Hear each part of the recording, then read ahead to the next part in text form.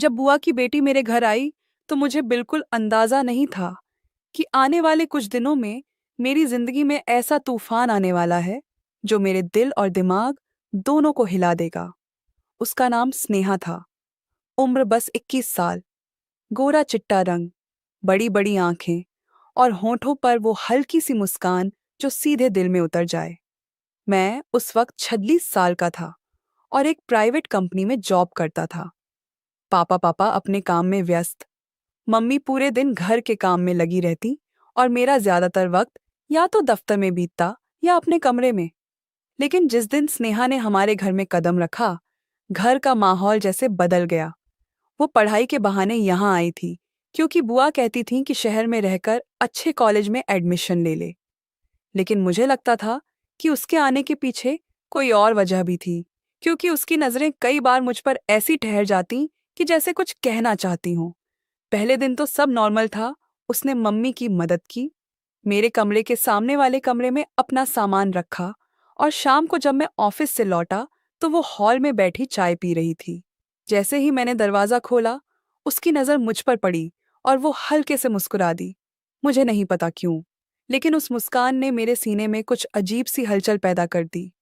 अगले दिन से मम्मी ने उसे घर के कामों में लगा दिया, लेकिन मैं नोटिस करने लगा कि जब भी मैं घर पर होता, वो इधर-उधर बहाने से मेरे आस-पास ही घूमती।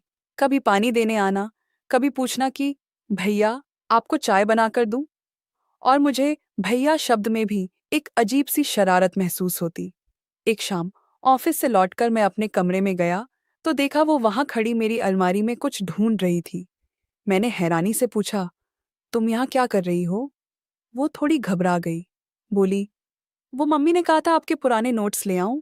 लेकिन उसकी आवाज में घबराहट साफ थी, जैसे वो कोई और चीज देख रही हो। मैं बस उसे देखता रहा और फिर बिना कुछ कहे कमरे से बाहर चला गया। लेकिन उस दिन के बाद जैसे हमारे बीच एक अजीब सा अनकहा रिश्ता बनने लगा। रात को मैं कमरे में बैठा लैपटॉप पर काम कर रहा था। तभी दरवाजा हल्का सा खुला और स्नेहा अंदर आई। उसके हाथ में एक प्लेट थी जिसमें कटा हुआ फल था।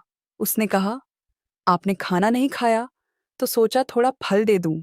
मैंने मुस्कुराकर थैंक यू कहा, लेकिन जब वो प्लेट देने के लिए झुकी, उसके बाल मेरे गाल को हल्के से छू गए और उस पल मेरे भीतर कुछ पिघलने लगा। उसकी खुशबू, उसकी आंखों का वो धीमा सा ठहराव, सब कुछ मेरे होश उड़ा रहा था। अगले कुछ दिनों में ये सिलसिला और बढ़ता गया। कभी वो मेरी शर्ट प्रेस कर देती, कभी रात को दरवाजा खटखटाकर पूछती कि नींद नहीं आ रही। और एक दिन तो हद तब हुई जब मम्मी पापा किसी रिश्तेदारी में गए और घर में सिर्फ मैं और स्नेहा थे। दोपहर का वक्त था, बिजली चली गई थी, पंखा बंद और हवा थमी हुई। मैं अपने कमरे में लेटा था कि वो आ गई। बोली, गर्मी लग रही है, मैं यहाँ बैठ जाऊं? मैंने हाँ कहा। वो बिस्तर पर मेरे पास बैठ गई और धीरे धीरे बातें करते करते उसका हाथ मेरे हाथ पर आ गया। मैं जानता था ये गलत है, लेकिन उस स्पर्श में ऐसी नरमी थी कि मैं खुद को रोक नहीं पाया। मैंने उसकी ओर देखा, उसकी सांसें तेज थीं और अगले ही पल जैसे सब कुछ अपने आप हुआ। हमारे होंठ एक दूसरे से मिल गए। बाहर का माहौल गर्म था, लेकिन कमरे के भीतर जिस्मों की गर्मी और भी तेज हो गई। और उस दिन जो शुरू हुआ, वो सिर्फ एक लम्हे का बहकाव नहीं था, बल्कि एक ऐसे रिश्ते की शुरुआत थी जो मोहब्बत, जुनून और एक खतरनाक राजद से भरा था, जिसे अगर मम्मी पापा जान जाते तो शायद सब कुछ बिखर जाता। उस दिन के बाद हमारे बीच जैसे कोई दीवार ही नहीं बची थी। मैं जानता था कि ये रिश्ता गलत है, समाज इसे कभी स्वीकार नहीं करेगा, लेकिन स्नेहा के साथ बिताए वो लम्हे मेरे लिए किसी नशे से कम नहीं थे। वो नशा जो एक बार चढ़ जाए तो उतरना नामुमकिन हो। अगले ही दिन जब मम्मी पापा लौटे तो हमने दोनों ने जैसे कुछ हुआ ही नहीं ऐसा दिखाने की कोशिश की, लेकिन हमारी आंखों में जो चमक और होंठों पर जो छुपी छुपी मुस्कान थी, शायद वो सिर्फ हम ही पढ़ सकते थे। अब हमारे बीच एक अजीब सा खेल शुरू हो गया था।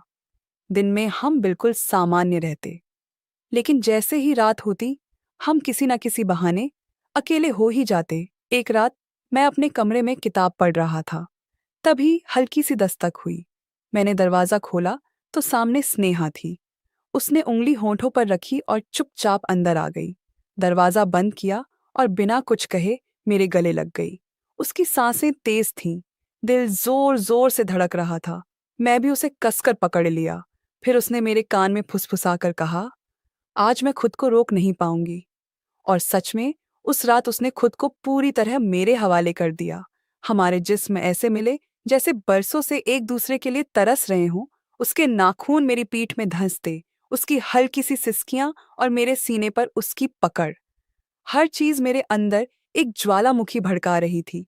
लेकिन इस सबके बीच मैं नोटिस कर रहा था कि कई बार उसकी आंखों में एक अजीब सी बेचैनी और डर झलकता था, जैसे वो मुझसे कुछ छुपा रही हो। एक दिन मैंने उससे पूछा, स्नेहा, क्या बात है, तुम्हारे अंदर कोई डर है क्या? वो मुस्कुराई और बोली, अभी नहीं, सही वक्त आने पर सब बता दूंगी। मैं समझ नहीं पाया, लेकिन उसकी बातों ने मेरे मन में एक सवाल छोड़ दिया। वैसे ही दिन बीतते गए, लेकिन हमारा रिश्ता और गहरा होता गया। कभी हम किचन में अचानक अकेले होते और हाथ छू जाने पर बिजली सी दौड़ जाती। कभी टीवी देखते देखते वो धीरे धीरे पास आकर बैठ जाती और मेरा हाथ पकड़ लेती। और फिर एक रात मम्मी पापा को गांव जाना पड़ा, 3 दिन के लिए। अब घर में बस मैं और स्नेहा थे। पहले दिन ही माहौल कुछ अलग था। दोपहर को उसने कहा, आज खाना हम दोनों साथ में बनाएंगे। और जैसे ही वो आटा गूंथ रही थी, उसका दुपट्टा फिसलकर नीचे गिरा। मैंने उठाने के लिए हाथ बढ़ाया, लेकिन उसके हाथ ने मेरा हाथ थाम लिया। उसकी आंखों में एक ऐसी चुप्पी थी जो बहुत कुछ कह रही थी। उस पल हम दोनों के बीच का फासला खत्म हो गया। मैं उसके पीछे खड़ा होकर उसकी कमर पकड़ लिया। दस आराध लिया। उसके कान के पास हल्के से सांसें छोड़ी और वो कांप उठी। आटा और रसोई सब भूलकर हम फिर एक दूसरे में खो गए। उसके होंठों पर मेरी प्यास और मेरे स्पर्श पर उसका बेकाबू होना। ये 3 दिन हमारे लिए किसी हनीमून से कम नहीं थे। लेकिन आखिरी रात, जब हम एक दूसरे की बाहों में थे, तभी उसने अचानक कहा, अगर मैं तुमसे कुछ कहूं तो तुम मुझे छोड़ तो नहीं दोगे? मैंने हैरानी से उसे देखा। ऐसी क्या बात है? उसने एक गहरी सांस ली और कहा, मैं यहाँ पढ़ाई के बहाने नहीं आई थी। मैं तुमसे मिलने आई थी, क्योंकि मैं पहले से ही। वो रुक गई। मेरी सांसें अटक गईं। पहले से ही क्या? वो मेरी आंखों में देख रही थी, लेकिन उसके होंठ खुलने से पहले ही हमारे कमरे के बाहर से मम्मी पापा के लौटने की आवाज आ गई। वो बात वहीं रुक गई। लेकिन मेरे मन में अब बेचैनी और बढ़ गई थी। मैं जानता था कि स्नेहा के पास कोई बड़ा राज छिपती है, और शायद वही राजन हमारी मोहब्बत को या तो और मजबूत करेगा या पूरी तरह तोड़ देगा। मम्मी पापा की आवाज सुनते ही स्नेहा एकदम से मुझसे हटकर अपने कपड़े ठीक करने लगी और मैं भी जैसे होश में आ गया। लेकिन मेरे दिमाग में उसकी अधूरी बात बार बार गूंज रही थी। मैं पहले से ही। आखिर वो कहना क्या चाहती थी? उस रात बिस्तर पर लेटे लेटे मैं करवटें बदलता रहा। स्नेहा अपने कमरे में चली गई थी, लेकिन मुझे लग रहा था कि उसके पास कोई ऐसा सच है जिसे वो बताने से डर रही है। अगले दिन घर का माहौल सामान्य था, लेकिन हमारे बीच का माहौल अब अलग था। उसकी आंखों में अब भी वो पुरानी मोहब्बत और चाहत थी, लेकिन कहीं ना कहीं एक डर भी साफ दिख रहा था। शाम को जब मम्मी पापा टीवी देख रहे थे, मैं बाहर बालकनी में खड़ा था। तभी स्नेहा आई। उसके हाथ में कॉफी के 2 मग थे। उसने एक मेरे हाथ में दिया और धीमे से बोली, आज रात मुझसे मिलना मेरे कमरे में।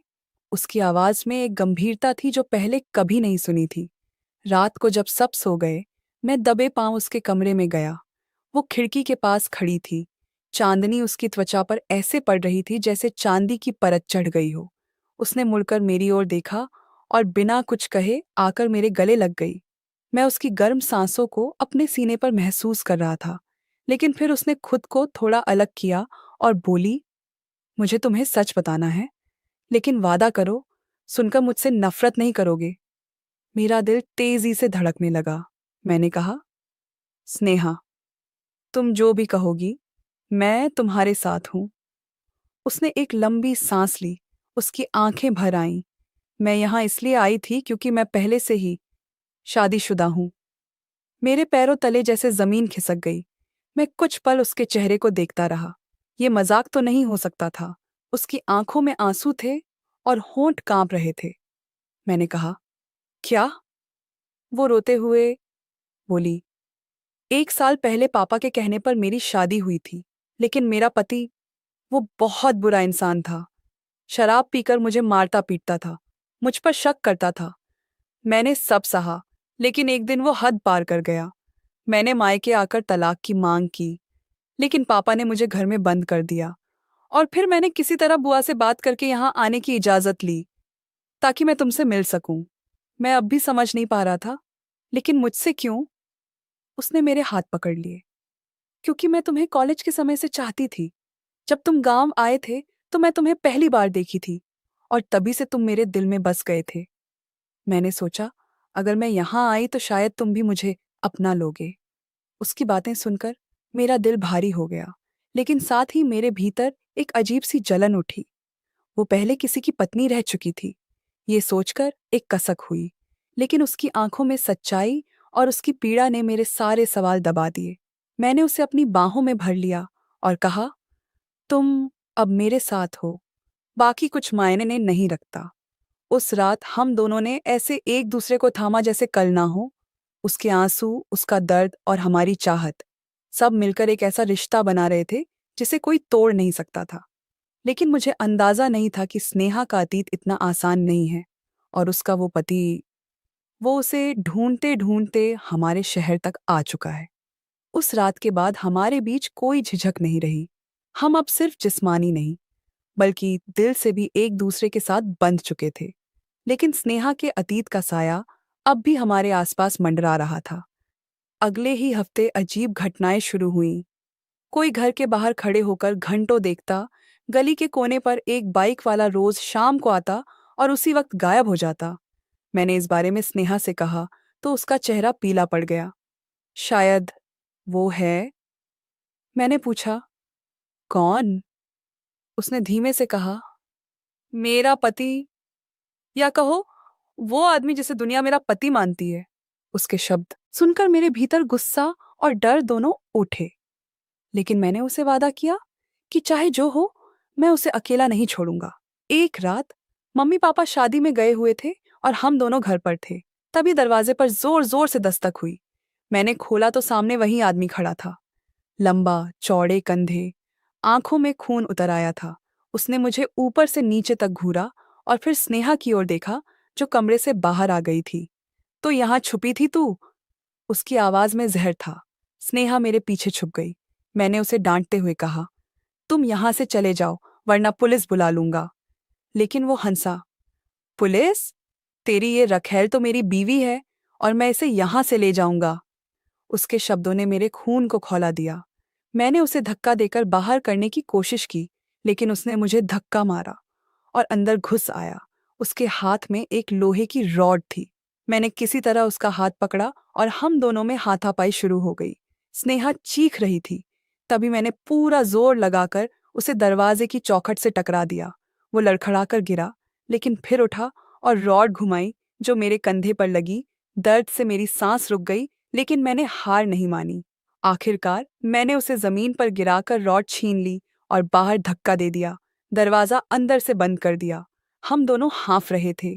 स्नेहा की आंखों में डर के साथ साथ मेरे लिए एक अजीब सी मोहब्बत भी थी। उस रात मैंने उसे अपनी बाहों में भरकर कहा, अब चाहे जो हो, मैं तुम्हें कभी किसी को नहीं दूंगा। और फिर हमारी सांसें एक दूसरे में ऐसे घुल गईं, जैसे सारी दुनिया का डर और दर्द हमने उसी लम्हे में भुला दिया हो। अगले दिन मैंने पुलिस में रिपोर्ट लिखवाई और स्नेहा का नाम साफ करवाने के लिए कानूनी प्रक्रिया शुरू कर दी। महीनों की जद्दोजहद के बाद उसका तलाक फाइनल हुआ। अब वो पूरी तरह मेरी थी, समाज की नज़र में भी, और दिल से तो पहले ही। लेकिन उस सफ़र ने हमें सिखा दिया था कि प्यार सिर्फ चाहत नहीं, बल्कि हिम्मत और लड़ाई भी है। आज हमारी शादी को 1 साल हो गया है, और हर बारिश की रात जब मैं उसे अपने पास पाता हूँ, उसकी आंखों में वही पुरानी चाहत और होठों पर वही हल्की सी मुस्कान देखकर मुझे लगता है कि हाँ, जब बुआ की बेटी मेरे घर आई थी, तब मेरी जिंदगी में जो तूफान आया था, वो आज मेरी सबसे खूबसूरत मंजिल बन चुका है।